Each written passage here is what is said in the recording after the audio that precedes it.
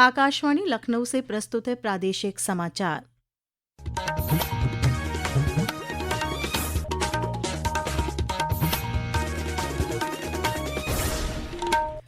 मुख्य समाचार। प्रधानमंत्री नरेंद्र मोदी ने कोयम्बटूर से जारी की पीएम किसान सम्मान निधि की 21वीं किस्त। राज्य के 2 करोड़ 15 लाख किसानों के लाभान्वित होने पर मुख्यमंत्री योगी आदित्यनाथ ने जताया आभार। मुख्यमंत्री ने सिंचाई एवं जल संसाधन विभाग की 95 नई परियोजनाओं को दी स्वीकृति। मेरठ, कानपुर और मथुरा वृंदावन की विकास कार्य योजना की प्रगति की ली रिपोर्ट। अयोध्या में ध्वजारोहण समारोह के अनुष्ठान कल से कलश यात्रा के साथ होंगे शुरू। 25 नवंबर को श्रीराम जन्मभूमि मंदिर के शिखर पर धर्मध्वज फहराने के साथ ही परिसर के साथ अन्य मंदिरों में भी फहराई जाएगी पताका। और मुख्य निर्वाचन अधिकारी नवदीप रिड़वा ने मतदाताओं से की एसआईआर में भागीदारी की अपील। कहा, शुद्ध निर्वाचक नामावली से और मजबूत होगा लोकतंत्र।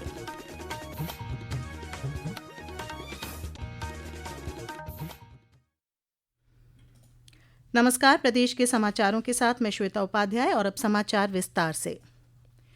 प्रधानमंत्री नरेंद्र मोदी ने आज कोयम्बटूर से पीएम किसान सम्मान निधि की 21वीं किस्त जारी की। इससे प्रदेश के लगभग 2 करोड़ 15 लाख किसानों समेत देश भर में 9 करोड़ किसान लाभान्वित हुए हैं। इस अवसर पर प्रधानमंत्री ने कहा कि पिछले 11 वर्षों में कृषि क्षेत्र का कायाकल्प हुआ है। उन्होंने कहा कि राष्ट्र प्राकृतिक खेती के मामले में वैश्विक केंद्र बन गया है। भारत नेचुरल फार्मिंग का ग्लोबल हब बनने के रास्ते पर है। हमारी बायोडायवर्सिटी एक नया आकार ले रही है। देश के युवा भी अब एग्रीकल्चर को एक मॉडर्न स्केलेबल अपॉर्चुनिटी के रूप में देख रहे हैं। इससे देश की रूरल इकोनॉमी को बहुत बड़ी ताकत मिलने जा रही है। मुख्यमंत्री योगी आदित्यनाथ ने प्रदेश के किसानों की ओर से सम्मान निधि के लिए प्रधानमंत्री का आभार जताया।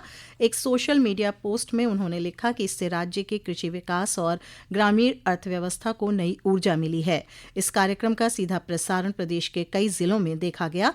वाराणसी में आयोजित कार्यक्रम में केंद्रीय राज्य मंत्री अनुप्रिया पटेल मौजूद रहीं। उन्होंने कहा कि इस योजना ने देश के छोटे और सीमांत किसानों की आर्थिक स्थिति को सशक्त किया है।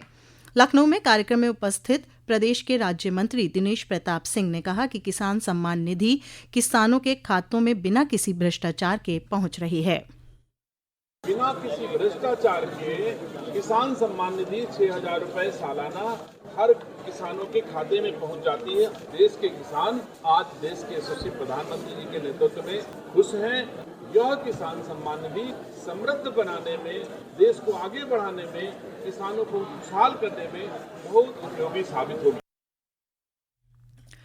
मुख्यमंत्री योगी आदित्यनाथ ने आज सिंचाई एवं जल संसाधन विभाग की समीक्षा की।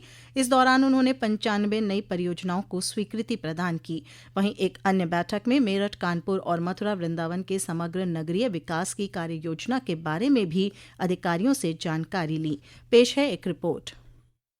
सिंचाई एवं जल संसाधन विभाग की समीक्षा में मुख्यमंत्री ने नहर व्यवस्था को और मजबूत बनाने के उद्देश्य से 95 नई परियोजनाओं को स्वीकृति प्रदान की। उन्होंने कहा कि ये परियोजनाएं प्रदेश के कृषि क्षेत्र को सशक्त बनाने और किसानों को समयबद्ध सिंचाई उपलब्ध कराने की दिशा में महत्वपूर्ण भूमिका निभाएंगी। इन परियोजनाओं के पूरा होने पर 36,000 हेक्टेयर भूमि में सिंचाई क्षमता पुनर्स्थापित होगी, जिससे लगभग 9 लाख किसान और ग्रामीण आबादी को लाभ मिलेगा। इसके अलावा श्री योगी ने मेरठ, कानपुर और मथुरा वृंदावन के समग्र नगरीय विकास की कार्य योजना की भी समीक्षा की। मुख्यमंत्री ने कहा कि इन नगरों का विकास उनकी स्थानीय पहचान, इतिहास, संस्कृति और आधुनिक सुविधाओं का संतुलन बनाते हुए किया जाए। समाचार कक्ष से शैलेंद्र शर्मा। उप मुख्यमंत्री ब्रजेश पाठक और उच्च शिक्षा मंत्री योगेंद्र उपाध्याय ने आगरा में यूनिटी मार्च में हिस्सा लिया। इस अवसर पर उप मुख्यमंत्री ने कहा कि भाजपा सरदार पटेल की जीवन गाथा और योगदान को जन जन तक पहुंचाने के लिए ये विशेष अभियान चला रही है। वहीं केंद्रीय राज्य मंत्री जितिन प्रसाद ने आज बरेली में आयोजित एकता यात्रा में शिरकत की। कार्यक्रम को संबोधित करते हुए उन्होंने कहा कि प्रधानमंत्री नरेंद्र मोदी सरदार पटेल की एक भारत श्रेष्ठ भारत की परिकल्पना को पूरा कर रहे हैं। सच्ची श्रद्धांजलि सरदार वल्लभ भाई पटेल जी के लिए है, जिनका एक परिकल्पना थी एक भारत और श्रेष्ठ भारत, जिसको आदरणीय प्रधानमंत्री नरेंद्र मोदी जी पूरा कर रहे हैं। तमाम ऐसी चीजें जो सरदार जी ने की थी उस समय पे, उसकी जो उनकी सोच थी वो आज पूरी होते हुए दिखाई दे रही है। हमारे छात्र छात्राएं भी हैं, उनको भी हम लोग प्रेरणा देते हैं कि ऐसे महापुरुषों के पद चिन्हों पे चल के इस देश की सेवा में अपना पूरा योगदान दें। ये समाचार आप आकाशवाणी लखनऊ से सुन रहे हैं। ताज़ा समाचार जानने के लिए आप हमारी वेबसाइट newsonair.gov.in पर लॉगिन कर सकते हैं। इसके साथ ही आप प्रादेशिक समाचारों का ये बुलेटिन हमारे YouTube channel news on AIR Lucknow पर भी सुन सकते हैं।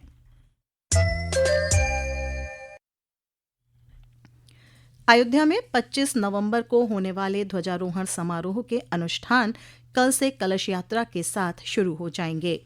राम जन्मभूमि तीर्थ क्षेत्र ट्रस्ट के अनुसार 23 से 25 नवंबर तक विशेष कार्यक्रमों की श्रृंखला चलेगी।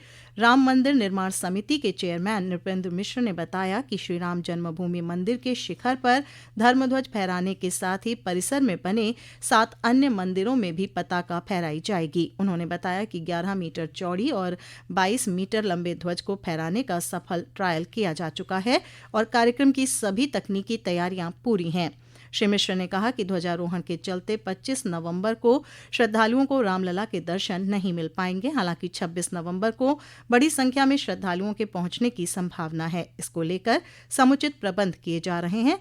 ऐसे में दर्शन के समय को सामान्य दिनों से बढ़ाने पर भी विचार किया जा रहा है। हम ये जानते हैं कि एक बहुत बड़ी चुनौती 26 तारीख को रहेगी। जैसा कि जनवरी में था जबकि प्राण प्रतिष्ठा हुई थी, एकाएक भीड़ आएगी, लेकिन कोशिश यह की जा रही है कि उस दिन कम से कम 26 तारीख को 15-16 घंटे या उससे भी अधिक मंदिर खुला रहे, जिससे जो लोग भी बाहर से आएंगे उनको पूरी दर्शन हो सके। प्रदेश के मुख्य निर्वाचन अधिकारी नवदीप रिड़वा ने सभी मतदाताओं से अपील की है कि विशेष गहन पुनरीक्षण अभियान यानी SIR में सक्रिय भागीदारी करें। उन्होंने बताया कि मतदाता सूची से संबंधित गणना प्रपत्र को मतदाता ध्यानपूर्वक भरकर BLO को वापस दें। जिन मतदाताओं के हस्ताक्षरित फॉर्म BLO को प्राप्त हो जाएंगे, उनके नाम आगामी ड्राफ्ट वोटर लिस्ट में सम्मिलित किए जाएंगे, जिसका प्रकाशन 9 दिसंबर 2025 को होगा। उत्तर प्रदेश के सभी मतदाताओं से मेरी अपील है कि हमारा घर घर जाकर एन्यूमरेशन फॉर्म बांटने का चरण शुरू हो चुका है। गणना फॉर्म मिलने पर उस पर अपना हस्ताक्षर करके ये लोग को वापस कर दें। यदि मतदाता घर पे नहीं है तो परिवार का कोई एक वयस्क सदस्य सभी परिवार के सदस्यों के प्रगणना फॉर्म पर हस्ताक्षर कर सकता है। हस्ताक्षर करके BLO को देने के साथ ही साथ एक भी अपने पास वो जरूर रखें। ऐसे मतदाता जिनका हस्ताक्षर किया हुआ फॉर्म हमें मिल जाएगा, उन सब का नाम हमारी ड्राफ्ट वोटर लिस्ट जो 9 दिसंबर को प्रकाशित होगी उसमें आ जाएगा। पूर्वोत्तर रेलवे के महाप्रबंधक उदय बोडबंकर ने बस्ती में अमृत भारत योजना के तहत सौंदर्यीकरण और निर्माणाधीन भवनों का निरीक्षण किया। इस दौरान उन्होंने इंजीनियरिंग, सिग्नल, विद्युत व वाणिज्य विभाग के अधिकारियों से विस्तृत फीडबैक लिया। भारत का 56वां अंतर्राष्ट्रीय फिल्म महोत्सव कल से गोवा के पणजी में शुरू हो रहा है। इस वर्ष का फिल्म महोत्सव अपनी पारंपरिक प्रतिष्ठा को आगे ले जाते हुए कई विशिष्ट आयोजनों का साक्षी बनेगा। एक रिपोर्ट।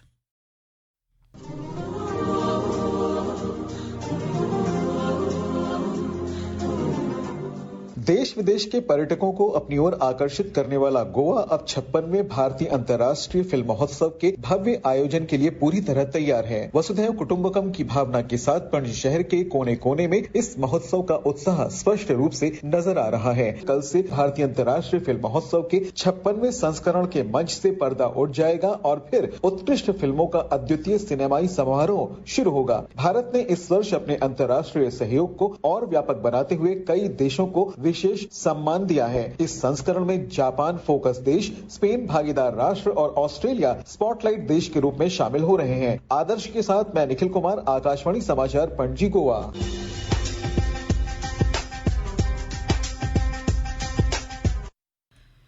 और अब अंत में मुख्य समाचार एक बार फिर। प्रधानमंत्री नरेंद्र मोदी ने कोयम्बटूर से जारी की पीएम किसान सम्मान निधि की 21वीं किस्त। राज्य के 2 करोड़ 15 लाख किसानों के लाभान्वित होने पर मुख्यमंत्री योगी आदित्यनाथ ने जताया आभार। मुख्यमंत्री ने सिंचाई एवं जल संसाधन विभाग की 95 नई परियोजनाओं को दी स्वीकृति। मेरठ, कानपुर और मथुरा वृंदावन की विकास कार्य योजना की प्रगति की ली रिपोर्ट। अयोध्या में ध्वजारोहण समारोह के अनुष्ठान कल से कलश यात्रा के साथ होंगे शुरू। 25 नवंबर को श्री राम जन्मभूमि मंदिर के शिखर पर धर्मध्वज फहराने के साथ ही परिसर के 7 अन्य मंदिरों में भी फहराई जाएगी पताका। और मुख्य निर्वाचन अधिकारी नवदीप रिरवा ने मतदाताओं से की SIR में भागीदारी की अपील। कहा, शुद्ध निर्वाचक नामावली से और मजबूत होगा लोकतंत्र। इसी के साथ प्रादेशिक समाचारों का ये बुलेटिन समाप्त हुआ। अगला बुलेटिन रात 8 बजे FM पर प्रसारित किया जाएगा।